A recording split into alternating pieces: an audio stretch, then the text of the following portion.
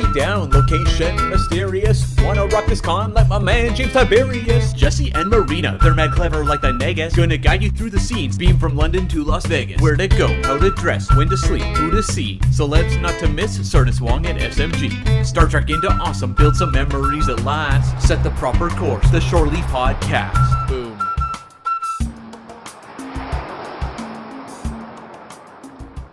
Welcome to the 87th episode of Shore Leave, your Star Trek Convention Community Podcast. I'm Marina Kravchuk, one of your co-hosts, and with me is, as usual, the wonderful Jesse Akendo. Jesse, how are you? Hello, I am so happy to be here. 87, we're getting there, little by little. We're gonna get there eventually. Let's face it. I mean, the convention circuit is still recovering, but hopefully we'll get in the swing of things. Absolutely. At some point.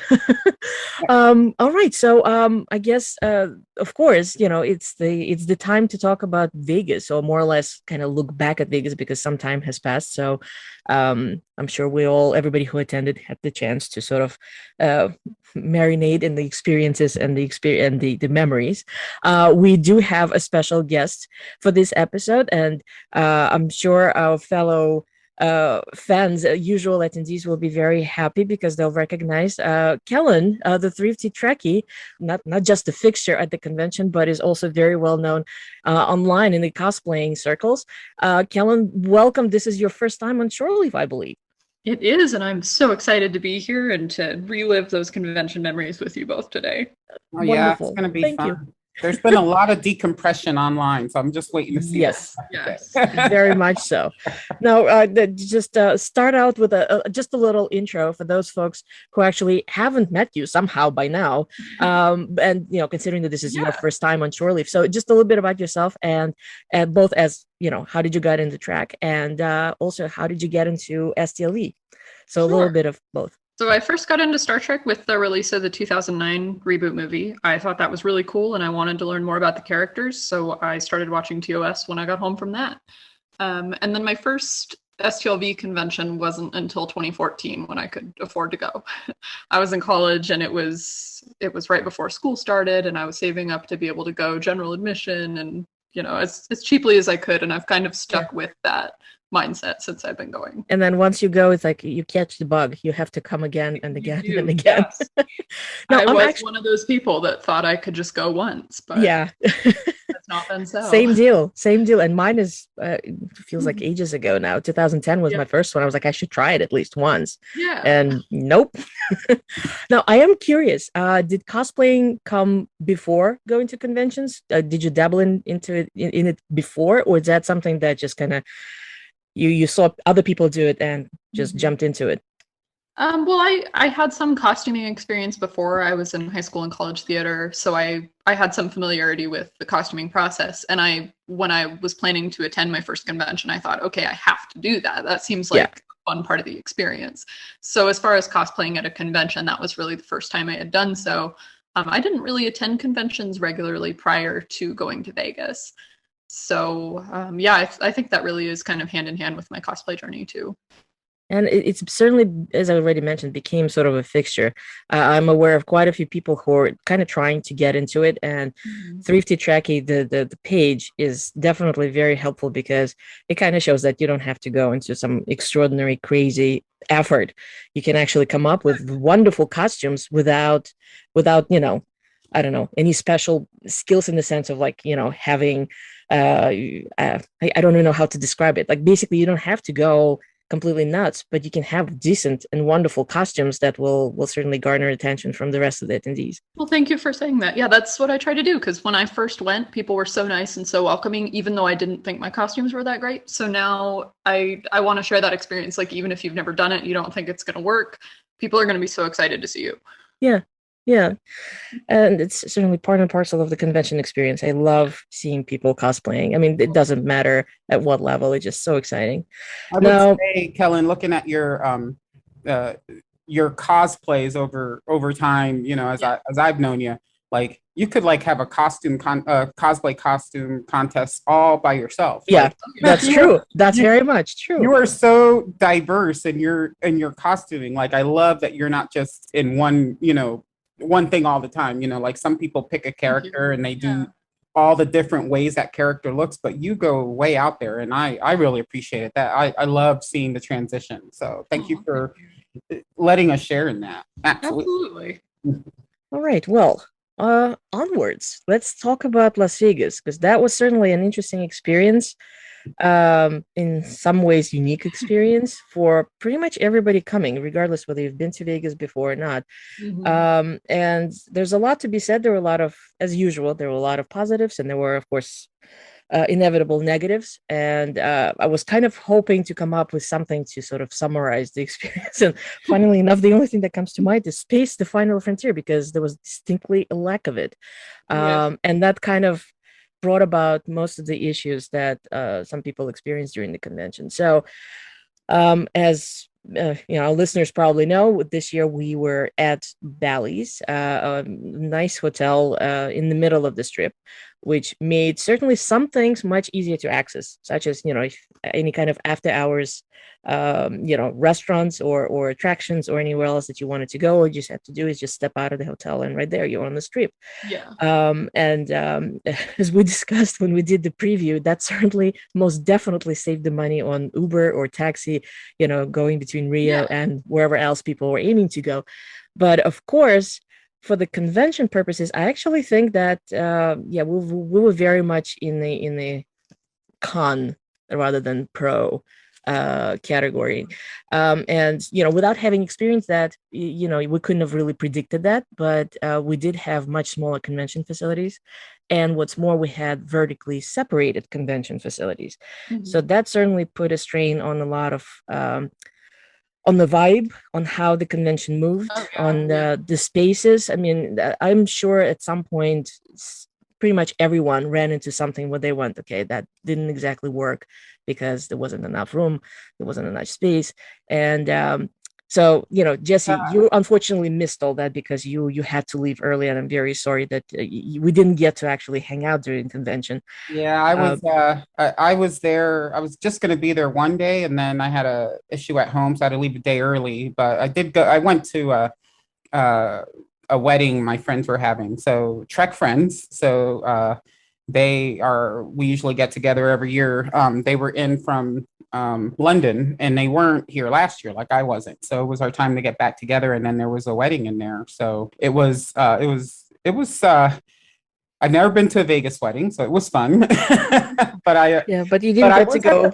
I was at the hotel long enough though to kind of so what I noticed over time was the first indication was the tickets started selling out. And I remember us talking online going, oh, that's weird. And then we figured out that it's because it's smaller, right? So creation, thank you so much. It's always, you have a ticket, you have a seat. So I love that policy, but it did make it challenging this year because it's like the 50th again. Like everybody was looking for a ticket. I didn't get a ticket, because I was like, wow. And then when I got there, I saw the floor space, like where everybody's going to be. I'm like, well, that's going to be interesting. But, I love the location of the hotel. I love that the hotel was a little bit more updated than what we were used to. But I do miss one of the biggest things, Marina, was like those of us who try to plan things before or after the con did not know how to plan because we didn't know what the space was, right? Yes, that was very much a very I witnessed several discussions where people are like, well, we're doing this, right? Because we sort of became a thing that whether it was a get together or a watch party or some sort of icebreaker, things that sort of became a thing over the past decade. And, it became, especially like public events that fans would organize and advertise in the various Facebook groups or on Twitter.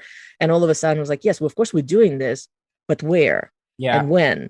Because everything was sort of like very fluid. Nobody really knew where were things, when we're doing this, how we're doing this. So at first, I think once everybody actually got there, things started to fall in place because we actually were in, you could see, okay, there's a bar over there, the lobby's over there, things over there, we can all get together. And as far as I know, nearly every usual get together actually happened, and all of them rather successfully. And we'll talk about this a little bit later. So that kind of worked out. It just, the overall thing, like lining up queues, whether it was the queues for pre-registration or queues to enter the convention facilities, or the queues inside for the photo ops or the autographing inside vendors room.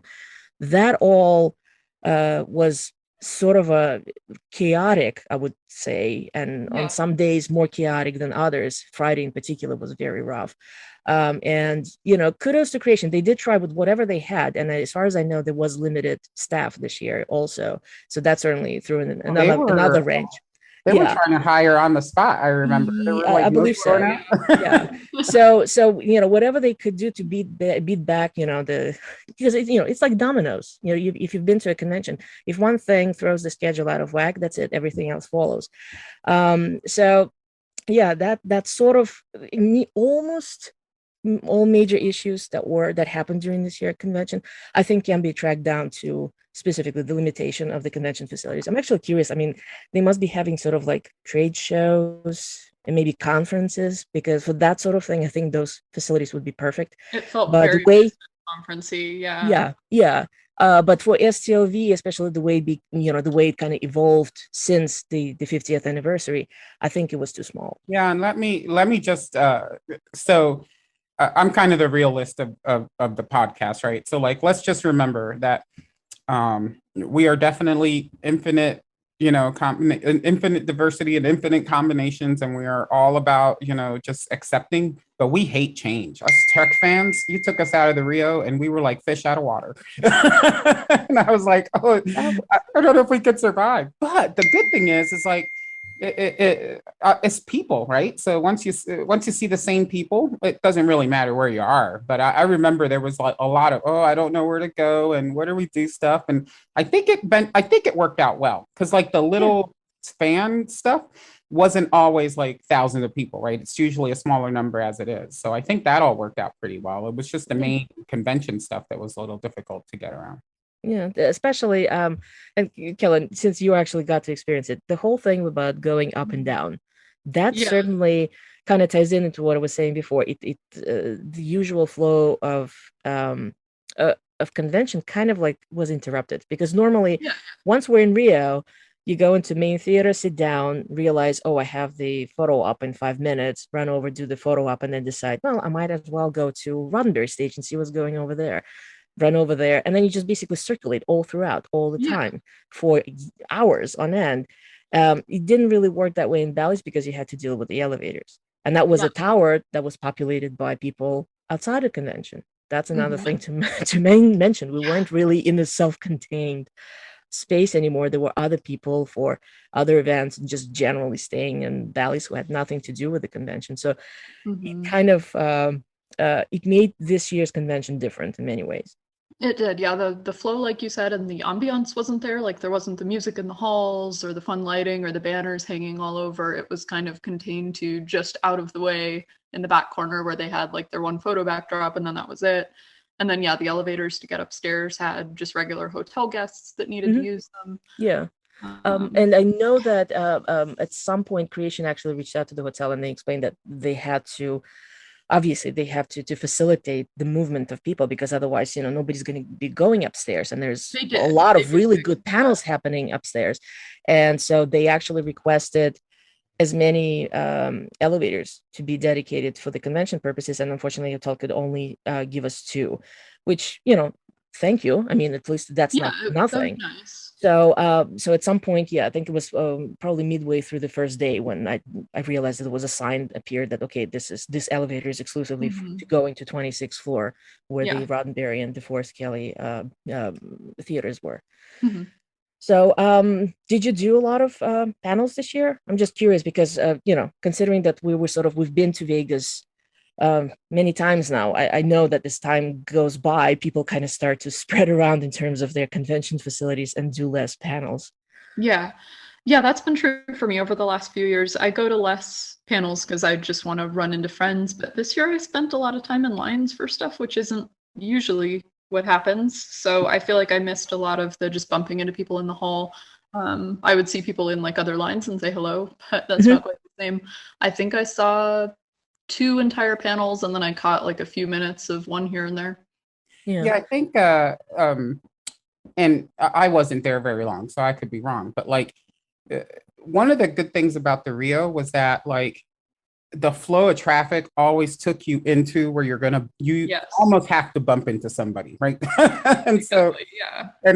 and at Bally's, because of the floors and like even the rooms, right? So even when you had the Masquerade and the Ipanema Tower, you always had a funnel through that one hallway to get to the thing. But at Bally's, they had like the Jubilee Tower and then the other tower, and you didn't Yeah. necessarily get to run into each other depending on what floor you were going to for your next event. You know, So yes and no. On one hand, yeah, there was no this one giant well, in Rio it's called Convention Way, so the one giant corridor.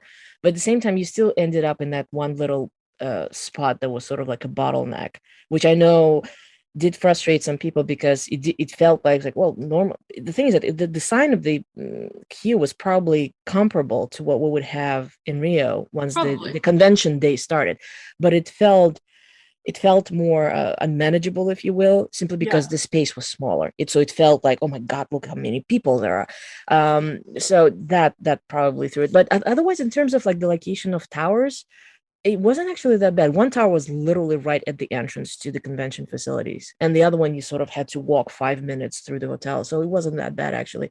As a matter of fact, I would say it took much less time, even if you were staying in the farther tower, which where my sister and I were staying, Jubilee. Literally, it's a 5-minute walk, and yeah, it it wasn't didn't so take bad. long at all. Yeah. And, one of the things I don't know, I was wondering if how you both felt, but like, when you go to the Rio, the one big thing about the Rio for me, and it's silly, but like I know I'm at the Rio, I know I'm like quote unquote home because the guy who shines your shoes has the Spock ears on. And I miss that guy, right? And so I'm like, they don't know us, right? So I know some of the staff didn't even know we were there, like because they were just doing their normal thing, and we're not normal. Like a bunch of cosplayers come in, they're usually expecting like professional people to come in, right, for those conventions. So it's I have to say that it all felt a lot like when we actually moved to Rio. First year in Rio was odd because the hotel did not know what to make of us. And because they didn't know, and there was another event happening parallel to us, roughly in the same area, and people looking at us, wearing their business jackets and ties, and meanwhile you have people painted green walking by. So yeah, it kind of was like that. So Bally's is a lovely place. I enjoyed. There were a lot of positives. Again, it wasn't like all, oh my God, what happened? We were put in different circumstances, and I feel like, yeah, in this case, for the purposes of convention, it was too small a space, and the hotel did not exactly know how to handle a convention of this type. So I knew it. I don't know if we discussed it, if I mentioned it when we did the preview episode, but I felt like by the end of it, a lot of people are going to be saying, I hope we're going back to Rio next year, which we are. But it kind of felt like, even though people are not crazy about Rio for lots of valid reasons, nevertheless, it has certainly a lot of parameters that kind of work with us. And of course, by now, they also know the convention very well. So the hotel kind of fits us, if you will. Yeah. Yeah, I definitely... so the first time I went to the convention, I had that apprehension because I didn't know anybody and I felt weird because I was in this thing. And then, you meet someone in the registration line, then you realize you're among your people. But when I got to Bally's, and of course I got there like real early with other people who were there like a couple of days early before the convention started. So even more so, I felt a little apprehensive, and still until I started seeing other people, right, that I knew. And that kind of broke the ice. But I was like, I did feel a little like I didn't know where I was, and it was all new again. And I didn't like it that much. But what I did like is once I got over it is like there were more options, and I didn't spend as much on Ubers, and I didn't spend as much walking miles and miles in one place. It was if you could just move the Rio, that would have been great. To be quite honest. Did it actually? I'm actually curious, Kellan. Did you do anything sort of like after hours once the convention was over? Because that part I definitely enjoyed a lot because of Bally's location. Several of my friends were like, "Well, why don't we do a dinner?" And we actually I think we ended up having like my sister and I went out 3 or 4 times with various groups of fans. And that was like the easiest way to do because it was like, oh, no, we'll meet you there at 7 and you walk for like 10 minutes to the neighboring hotel or whatever. And you're there. We could have even done like maybe some galleries and things, but we were a little bit, we basically figured if we're not doing the convention, we'd just rather rest. Yeah, that's always how I am. I honestly, I don't think I've ever done anything after hours, so I'm not the person to ask about that. We stay as late as the panels go, and Yeah, then yeah. we'll go to some of the parties that are on site. Mhm. But other than that, no, not really. Did you stick with general admission for this year as well, or did you up to copper? No, I got general admission, which Yeah. was strange because there were only like 5 rows for us at the back, and I couldn't see because there weren't screens halfway through. So we ended up just like standing on the side because we could see better. Yeah. That was something that I was actually wondering about because obviously Yeah. the space is roughly 40% less than the main theater arrangement at Rio. And I realized I was like, it's probably too small for them to have 2 sets of those large jumbotrons. Yeah. And so, yeah, they only had 1 set. And I did Copper Weekend switch. I've done it before I switched up to gold, and now I That's why you downgraded. didn't have autograph tickets. I was like, No, yeah, I you know what? It actually became sort of a thing where I've collected so many at this point. Yeah. It's sort of like instead of being like, oh, that's a nice perk, it sort of became oh, that's a thing I have to deal with instead of just going to the convention. So, and as a matter of fact, this year I didn't get any. I think I did get a couple, but they were not sort of like, it was just a couple of fun things that I just decided last moment Right. I'm gonna do. So yeah, and we're roughly in the same area too. My sister and I are sitting on, we prefer left side of the theater, so we're literally across the aisle from where our golds were roughly. So it certainly helps because you sort of still close enough to the front so you can see stuff without looking at the screen. You can make out everything Right. on the stage, but it certainly helps because if especially if they're using the farther side of the stage, you can just look up and there's the jumbotron literally hanging right in front of us. So Copper worked out. I think I'm gonna keep it. I'm gonna get it next year. Good for you. Next year as well. That reminded me of another weird thing was that they didn't do a lot of signings in the theater, which is probably why I missed Not enough so room. many panels. Yeah. Because I would be in line for stuff while a panel was going on, and I'd Yeah. still be able to hear, whatever interesting stories. Exactly. Yeah, Yeah. that's something I always actually rather liked, even though I'm sure it's a bit of a pain because somebody standing in line surely wants to say a few quick words to whoever's the signer, and of course they trying to shush you because there is a panel going on, but at the same time you're not losing the panel time, so to speak. Yeah. And unfortunately, yeah, that's something that cannot happen this year again because of the size of the main theater. So everything was pushed into some auxiliary spaces. That there was, I think, 1 or 2 rooms for especially large signers. Yeah, and then of course you have a lot of people saying signing at their tables in the vendor room, which again kind of created a bit of a traffic jam, so to speak. It really did. Yeah, because the aisles were too narrow.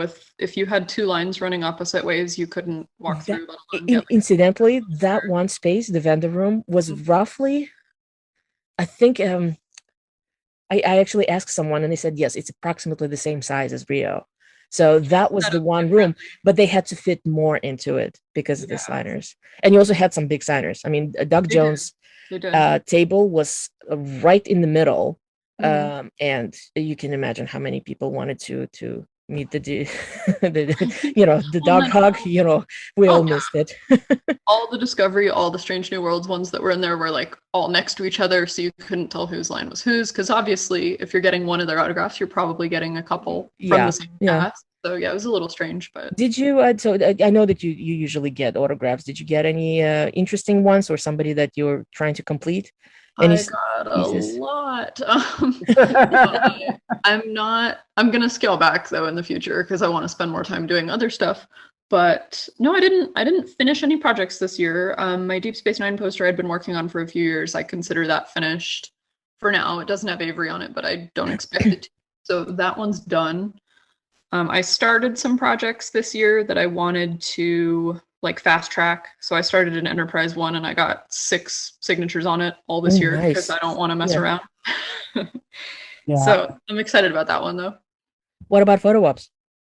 I did a few this year, more than I usually do, which for me is 3. I'm not a photo op person. I do them more if I can match a costume to the actors. Yeah. But I can't always do that because I don't know what the schedule is until right before, so I don't know what I'll be wearing on whatever day.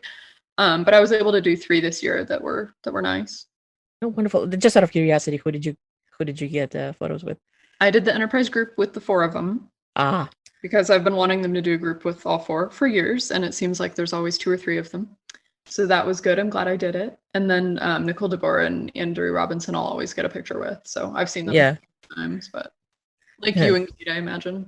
Yeah, it's like me and Kate and you and Andrew.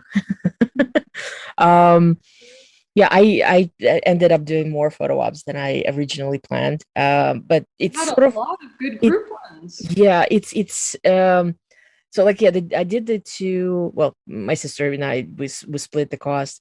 The 2 DS9 groups, and originally we only planned the first one because I liked the grouping, and I haven't had a picture with Armin in a very long time, and he was supposed to be a part of it. That was the photo op. I think it was Friday morning. Oh, you changed days. Yes, right. Exactly, and I didn't know about that until I already bought the ticket, and then when we're lining up, I'm like, where's Armin?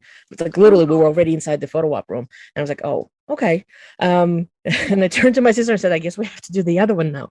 But it kind of became a nice sort of like bookends to the weekend. We did the first group at the beginning of the convention and the second group on Sunday, and those were great. And well, the Deep Space Nine tends to have very nice group because we were talking about a very large cast. I did want the Strange New Worlds group photo that the entire cast was almost the entire cast was there, and that was just tremendous. That's probably the highlight of the cast photos I've ever had, because they were all just delightful. It was just great. And then John Noble, he's certainly Star Trek started to kind of gobble up people from other franchises, I feel. So that was a unique guest. So it was lovely to meet, and I unfortunately missed his panel, but at least I got to shake his hand during the photo op. That was lovely. That'd be good. So as always, I mean, we had a nice spread as far as photo ops and autographs. There were some fun things that could be signed. I know a lot of people went for Lambda Quadrant's 3D printed Dr. Crusher ghost candle. That was a nice one, which unfortunately I missed out, and I feel like an idiot because I must have passed by the table 20 times saying hello every time, and then when I was like, I should probably get one, and then of course they ran out. Did you get one by any chance? No, I did not. I didn't make it over there until Saturday. I spent so much time in lines. I went over and said hi to them on Saturday, but I don't know if they had any left at that point or not. Yeah, because that proved to be extremely successful, and so kudos to Randy because that was a funny item. They're great. Yeah, and the fact that Gates loves them too just makes it even better. Yes, yeah. Well, that large 3D printed one that she came on stage during the Picard panel. Yeah. That was actually from them as well. Oh, awesome. Oh, cool. Yeah, she's fun. Yeah, it was I saw the candle, like somebody had posted it, and I'm like, I want one. and I'm like, oh, I guess I'm not getting one. Well, Lambda Quadrant, if you're listening, please make some more. Oh, I'm sure they will for other times. Yeah. What was a new feature this year? Like, there was some guests, right, that it was going to be their first time. Was there anything newer this year that like you want to see again type of stuff? Well, in terms of new is difficult to define. I mean, new experiences was primarily like the fact that we had people who've never attended. So John Noble, prime example. Folks that we had more or less, a cast together, such as Strange New Worlds, the brand new series. So that was very special. Yeah. And of course, going forward now that all the current tracks are continuing, I expect we're going to be seeing them again. I certainly hope that they will add everybody else. So it was very exciting to have the dual panel with Tony Newsom and Don Lewis. Yeah. So then, lower decks, please. Can we have more lower decks? Because that was tremendous fun. They're amazing We're on lacking stage. in lower decks Oh guests. yeah. So if we can have, I mean, Chicago had 4 of the cast on the stage. If we can get the entire cast, my goodness, that's going to be a hoot. Mhm. So, that's something that going forward perhaps can be at some point arranged. And so yeah, I'm looking forward to it because every year we're surprised with something, maybe either a new combination, like several years ago, Creation had the doctors panel, and that was like for the very first time they did, yeah, and everybody kind of like scratched their heads like, how come that never happened before at any convention? And it's logical, right? So maybe we'll have something else in the future, and kind of like, can we get engineers together? That would be fun. That would be great. Yeah, I would like to see more theme stuff like that because I love the Trek Doctors and I had a great time at that panel. Yeah, I was like, this is for me. Yeah, but it was great.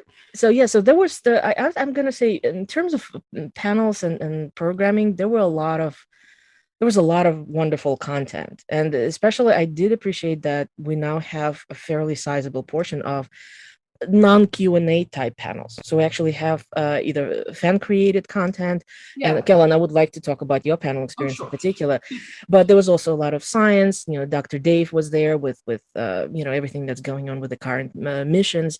And, this year in particular, I've noticed there was like a nice spread. There was something about law, something about AI intelligence, something about, I just mentioned, all sorts of science content. So that's wonderful to see. Again, I sincerely hope that continues forward because, the fandom can come up with a lot of wonderful content at this point. So let's kind of actually swing to your experience. So how did everything go? I know that originally you were supposed to have 2 panels, and unfortunately that didn't work out. Yeah, it didn't go well, to be honest. But I'm glad that they are taking fan panel submissions. I think that's a staple of regular conventions, and it's something that Creation has been behind on. Not just to like pad their guest list numbers, but also because so many people in the fandom have been inspired in their work by Star Trek. So there's an instant connection. People can talk about their favorite show and how it changed their life. So you've got really knowledgeable people, thousands of them to pick from. So I'm glad that they started taking panel submissions from fans. But my experience was not great. Yeah, I'm very sorry about that. But you did get to present on Roddenberry stage. And I have to apologize. I was planning to be there, and I was actually stuck in the line myself, as it turns out. Yeah. Okay, I know I missed so many things from being in line, so I totally get it. Just Creation's never been really great with their communication, and their technology is a little bit outdated, to say the least. So, like, trying to get my slides sent in was a mess. Trying to get my ticket refunded because they were like, "Oh, you should buy a ticket. We're selling out." So I did. And then they were like, "Oh, but we'll compensate you for the day of your panel since you're a panelist." And I was like, "Great, how are you going to refund me?" And they were like, "Well, you can find Gary at the convention and ask him to write you a check." And I was like, "What year is this? No." I was like, "That's going to take forever. Why don't I just give it to another fan and do it that way?" So I ended up selling it to somebody that didn't have one, and that was way faster and easier. So fan run stuff tends to be more organized than Creation run stuff. Well, I mean, we are talking about like up to 3 years ago, we were writing credit card numbers on paper for renewals. So at least we're not doing that much anime. Yeah, that's a good point. And like the one photographer, and you have to email him directly for your pictures, and it's just like, whoa. I did find that amazing. How does he even keep up with all that? Like, how do you? That's fascinating about creation. It's because you always deal with the same person, right? And so you're like, this person must be answering hundreds of emails. Yeah, absolutely. I'm sure it's just an incredible job for one person to try and do all by themselves, especially like editing and sending out digital copies too. Yeah. And how did the photos go? Because I know there was some concern about people who had partitions, people who didn't, and what the rules were. The rules were pretty much the same, where they said, well, if the guest requested or required the plexiglass screen, it will be there. There was some inconsistency, and I was trying to find some sort of like logical explanation to it. But honestly, your guess would probably be as good as mine. And specifically what I'm talking about, the photos with Ensign Mount. He did, I think, the photos by himself. He was behind the screen. Mhm. The duo photos where it was him and Rebecca Romaine, there was no screen. He was wearing a mask. But the next day he wasn't. Yeah, and then when he did that wonderful cast photo that I mentioned, which I was like, you know what? If half of them is standing behind the screen, that's fine. I don't care. I just want all of them in the picture. Right. And there was no screen and nobody was wearing a mask. But granted, he was standing on the farther end, as far away from where, you know, with the fan would be standing. Yeah.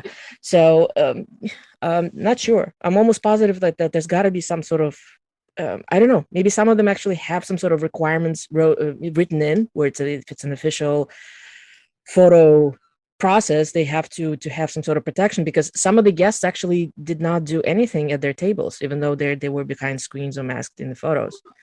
So go figure. So the photo ops suffered, especially on Friday, because I think that's when it got a little bit too much. There were a lot of very popular photos literally going one after another. Yeah. And the lines got out of hand because there was just not enough room to organize. If you recall, in Rio, we have that giant corridor to deal with. So you can actually start lining up multiple queues and you still have enough room for people to pass through. Whereas here, everybody it was kind of like, if you look above it, it started to look like a snail, you know, you're like the lines were curling onto themselves. And because there was nowhere to go, you know, you start getting outside, the hotel will start to get unhappy, I'm sure. So yeah, Friday was a little bit of a mess. And again, kudos to the staff, because I could see them. They were just doing their best to kind of. The photo op staff were working so hard to keep. Yeah, they were amazing. And in the end, it worked out. I mean, everybody walked away, and for the most part, I think folks were happy. I do wish Anton was not wearing the mask in mine. I'd be happy if he were standing behind the plexiglass. Right. But you know, in this case, again, it was his choice, and I have to respect that. Yeah. So, in terms of fan organized events, let's talk about that. So, Kellan, did you get to attend any of the stuff on the pre-registration day? Yes, I went to the newbie mixer finally, which I've been meaning to go to. Yay. Since I was a newbie, and I finally went. So that was fun. I tried to do more since we were a day shorter at the convention this year. I tried to really do stuff on the day before to make it feel like the regular amount of time. I was really looking forward to pre-registration, even though, again, it was kind of proving to be like you couldn't quite put your finger on. It's like, well, so where and when is stuff actually happening? Yeah. But I'm glad to see everything worked out. So there were, how many bars do they actually have on the first floor? 3 or 4, right? There were 3 or 4 because we couldn't find it. Yeah, and as a matter of fact, where the newbies ended up being was not where I thought that particular bar was actually located. Yeah. We went and the thing is that I mean, I kept recommending it to people and say, well, this is where you go. That's right. Where it's going to be. And I'm like, I was just so completely wrong. But evidently people actually ended up in the right space. So thank goodness for that. Yes. We just kept walking because we saw another bar. You could see all of them. That was the good part, is you could see all the bars. So you just had to look for Trekkies. Right. And just keep walking. Yeah, so that smallish bar, sort of like next to that side entrance / Uber pickup area, that's where Lambda actually set up the newbies. So that was absolutely delightful, and again, thank them so very much for sponsoring the event second year in a row. That was fun. I only managed to get like the last, I'm gonna say, about half an hour to 45 minutes, as I was literally doing my best to run and finish up. You know, now that I'm copper, all the time got pushed back for pre-registration and the vendor room access. So I left the vendor room quite late. But it was wonderful because that's, you know, you kind of show up and all the familiar faces, and it was just absolutely delightful. And it was so I got to be there for a bit myself, and it was fun, but it was very masquerade like. I felt like there was like, you know, because I thought it was the other bar too, Marina, because that one actually expanded a little more, right? But but when I got there, I'm like, holy crap, it's like being at the masquerade again. I'm not sure if I was happy or not, but everybody made it work. So yeah, no, it was fun. I like the fact that I don't know, maybe it was just my experience, but the bar personnel certainly worked faster. It wasn't like you were just waiting forever for your drink. They were just boom, boom, boom, done, and onwards to the next one. So that was fun. And then once the newbies event was finished, I swung back to that larger lobby bar, because that's where Larry and Trek Movie were setting up the landing party, which was absolute wonderful fun. and I'm not just saying this because I was part of the group that happened to win the trivia. That was absolutely completely accidental. But it was a same deal. It was just great to see, all the usual suspects there. And we literally got to just sit down, because thankfully that particular bar actually has sitting, and hang out for like 3 or 4 hours. So that was lovely. Did you get to stop by, either one of you? Did you get to stop by the landing party? Yeah, I did. Yeah, I saw pictures, lots of fun pictures is what I saw. Yeah, we stayed for trivia, but we left after that because we didn't do very well. I have to say, we just me and several others who happen to be part of Portal 47 that Larry Nemechek created. Yeah. We just said, like, well, why don't we, as a group, take part in it? Which, of course, if we don't do very well, given the nature of what Portal 47 is, which is like a live dive, you go deep into details of tracks, so to speak. Right. If we really screwed up, that would be really embarrassing. Not that like we were like trivia masters or anything, but we just had fun, answering questions, and sometimes somebody would remember it and like, I have no idea how to spell it, so somebody else would write it down. So we had like multiple handwriting styles on one single piece of paper, and then of course we submitted it, and then they started calling out the points, and they're like, okay, these eight groups of people, teams of people, they did not place, but hey, thank you so much for taking part. And our name was not, we just used Portal 47 for the name, and we weren't there. I was like, okay, well, at least we didn't like completely mess it up. And then as it went on, and we're like, oh, we actually placed. No, wait a minute, we're not even second, we first. So that was just a completely mind-blowing thing, and people were like, yeah, you must have like inside information or whatever, because it was Larry's event. Yeah. No, we made Larry proud, but that was just absolutely like, I wasn't even actually planning to take part. I just wanted to sit down and like talk to several folks, some of whom I actually haven't seen in 3 years because they didn't go to last year's Vegas. So it was lots of fun. And did Fansets do their party this year?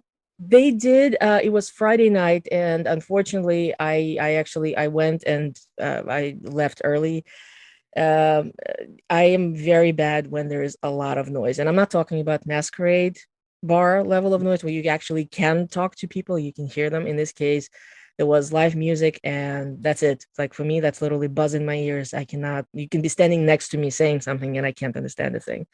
So it was just completely unbearable. So I hung out like for maybe, I don't know, half an hour, 45 minutes, and then I said my highs to Bill and Dan and to the folks from Fansets, and I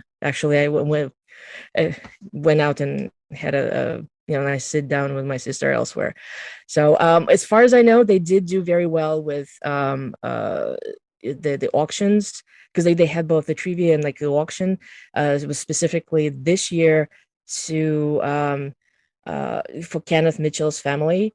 Right. And what's more, it's actually, I have to back up because it started with a Cool Waters party on Thursday night, where Doug Jones was the featured guest. And usually a Cool Waters party actually does include a full-blown auction where all the proceeds go to a charity of the special guest's choice. So like last year it was Janet Kidder, and it was a favorite charity of her aunt, who Margot Kidder, who happened to play Lois Lane in Superman. This year Doug Jones was the guest, and he, being Doug Jones, he wanted to do this for Kenneth Mitchell and his family. So it was delightful. It was very successful. And then, of course, Track Geeks and Fansets carried the torch forward. And as far as I know, combined efforts actually were very, very successful over this, or the duration of the convention. And wonderful. It's always incredibly heartening to see the fandom come together when you have a nice goal like that. Yeah, definitely. Yeah, so again, like I tried not to pay too much attention because I wasn't there, but I couldn't help it because how everybody's posting the whole time. And I will say it was what was really good to see was like people just reuniting. Like, they'd be like, this is us 2 years ago and this is us now, and that was a lot of fun. And just everybody doing the best to make it a good time. That was Absolutely. It always comes down to that, regardless which convention it is. Once it's a family reunion. That's something that I always found very special about STLV. It's sort of, I'm sure something similar happens with DST conventions, although I'm not quite sure what's happening there right now with, most recent developments. Hopefully mission conventions will continue and they might develop the same sort of culture around the convention, but STLV has had it for how many, almost 2 decades now. So this kind of thing where fans get together and they create the experience. They do. Yeah, they do. Yeah, that's my favorite thing about it, is that if you put those people together, we will have fun, even if you move us to somewhere else or something. Yeah, absolutely. We'll figure it out and we'll have fun. Yeah. Speaking of, since we touched upon fan sets, just generally vendors, did you get to do any kind of shopping? Did you find anything fun in the vendor room this year? I always try to check out this. A lot of times it's like just going to a museum and looking at things. Yeah. But occasionally you come across something that you just must have. So anything for you this year? I really try to do, like you said, and just look and take pictures of the cool stuff and appreciate stuff I've never seen before. And try to save my money for autographs and not stuff, because I have a lot of stuff. No, I really just tried to take it all in and sightsee, because there are some cool vendors that bring, I mostly look at autographs too, but some merchandise that I've never seen that, I heard that was produced, but I've never seen one in person. Let's check it out. That kind of thing. I really like old pins, old buttons. They had some release buttons that I thought were really cool. The crew only jackets, I think those are cool to look at. Yeah. Marina, did you get another t-shirt? Well, I didn't buy any. I did get some as a gift. But you know what? It's a touchy subject, Jesse. I need to go through, because it's getting a little bit out of hand. I just recently, I got influx of more t-shirts, thanks to the Voyager swag, for the documentary that's coming from. So, t-shirts just keep coming in. No, I specifically, I knew Fansets is going to be bringing new pins, specifically those wonderful, it's a ship.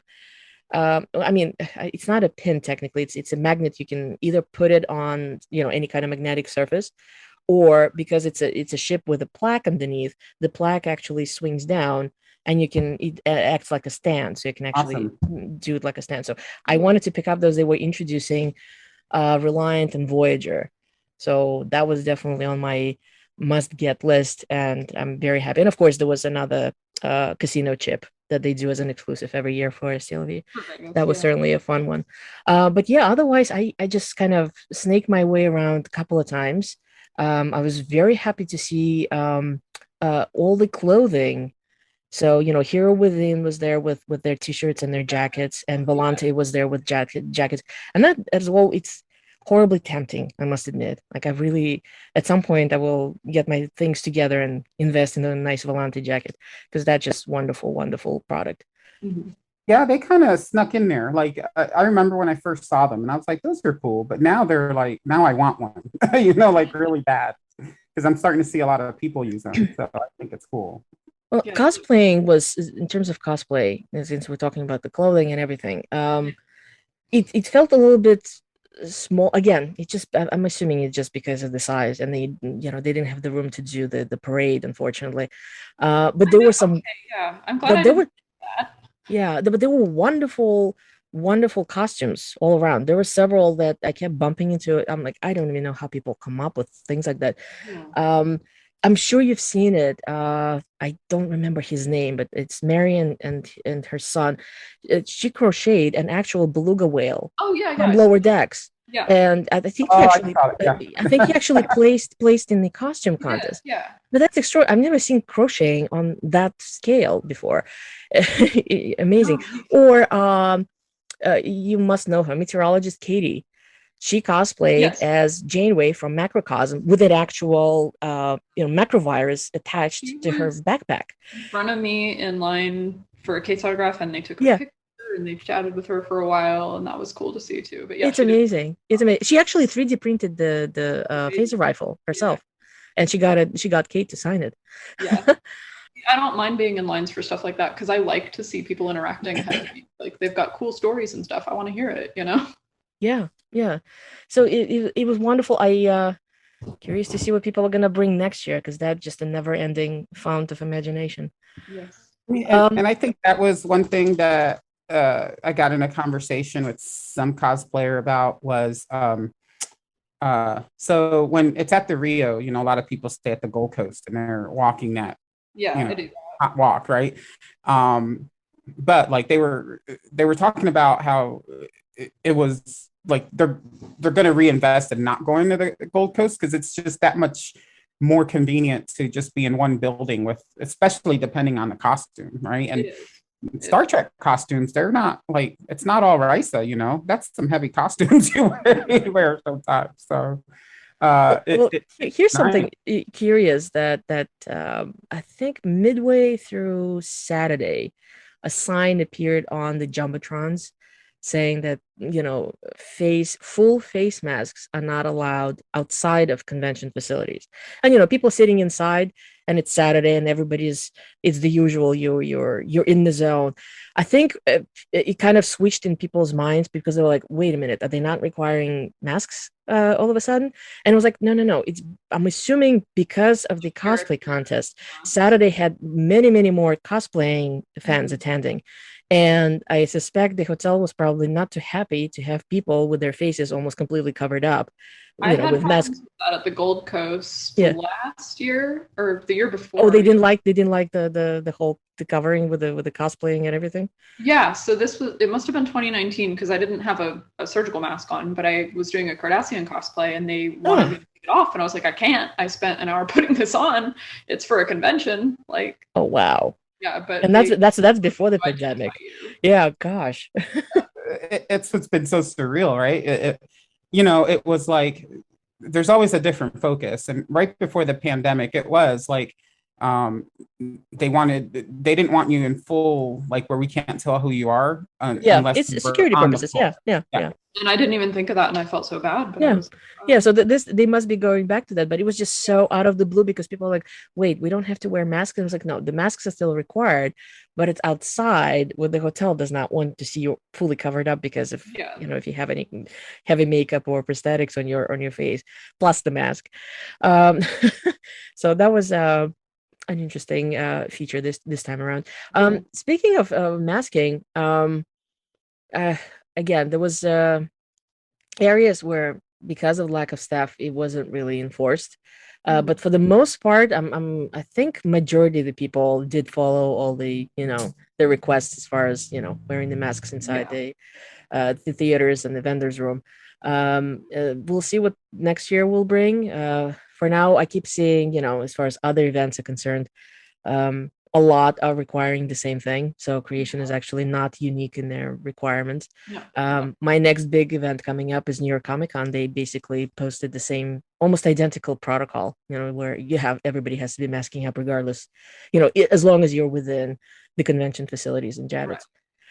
So was there any, I saw like the start of some rumblings about COVID infections and whatnot, but then it kind of just calmed down. So it wasn't. I wouldn't qualify it as a super spreader. I do not have the statistic how many people actually did positive. So it's literally purely personal interaction because I'm friends with a lot of fans in the groups, and I could see them posting on their personal accounts that I'm positive, just tested positive, and so on and so forth.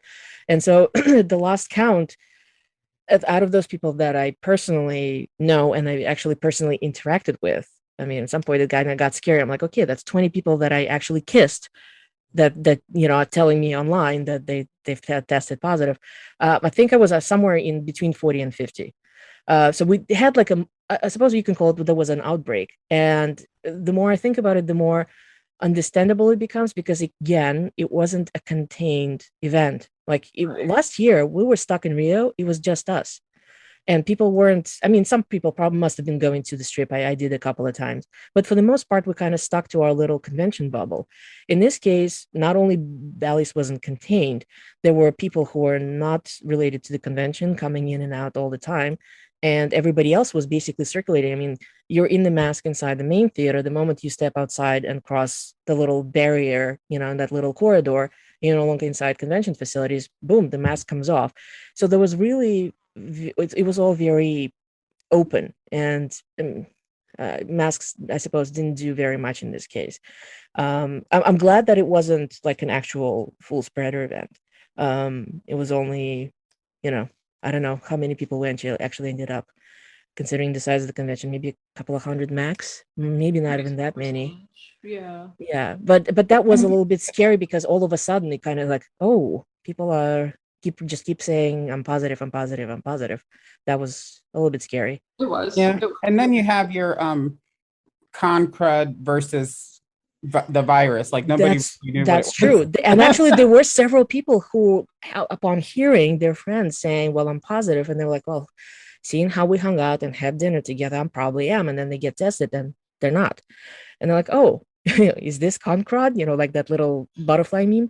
That's it. Kind of like we did get a little bit of that as well. But again, not too crazy. This wasn't like 2015 where it felt like everybody got sick with something. Yeah, that was a bad year. Yeah. So yeah, it's it was an interesting experience, and it was a wonderful experience because we got to see each other and spend time together. I'm glad, we had all this experience with the panels, and the guests were just delightful. I mean, I think they've, especially the ones who haven't done conventions in a while, they probably missed this experience as much as we have. Yeah, so, I think they have just as much fun as we do. Yeah, I believe that.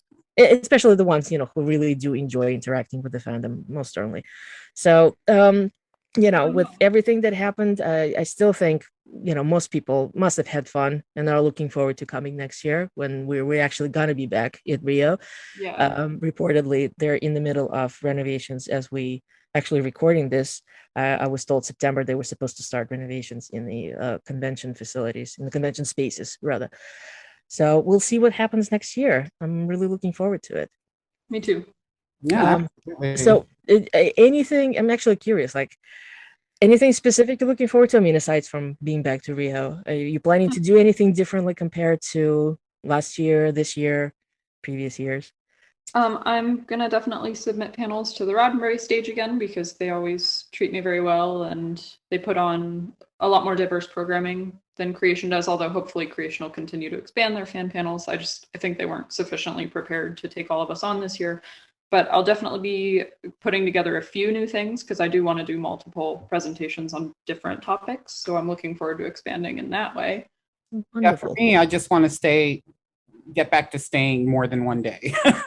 Yes, most certainly. Fun. I mean, thankfully I have the cruise, and that kind of gives me a little bit, but it's not apples to apples. They're both different experiences. So, and then like I missed hearing or even seeing any karaoke online, so that's usually a fun event.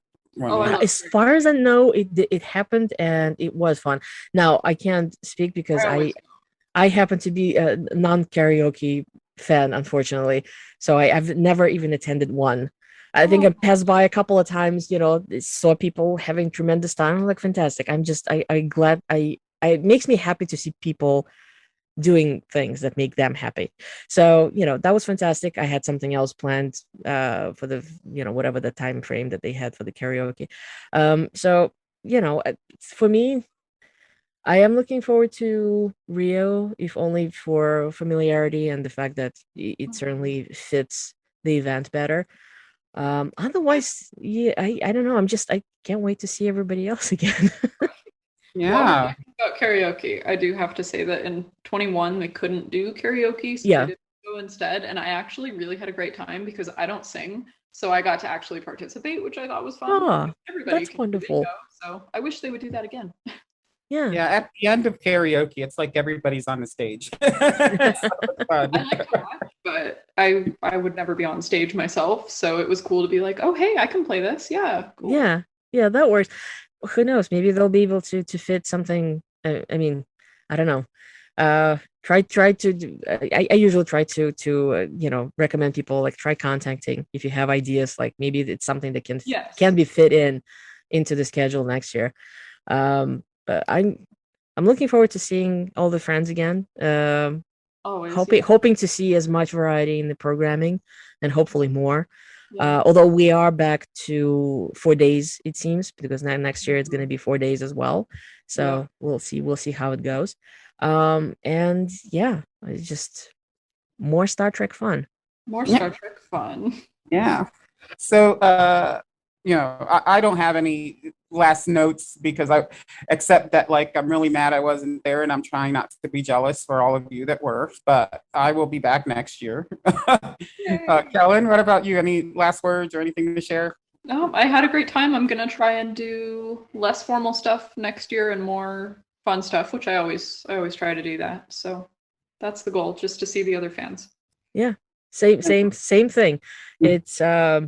It's a wonderful family reunion, and it's my 10th pole event of the year, so I look forward to it every time.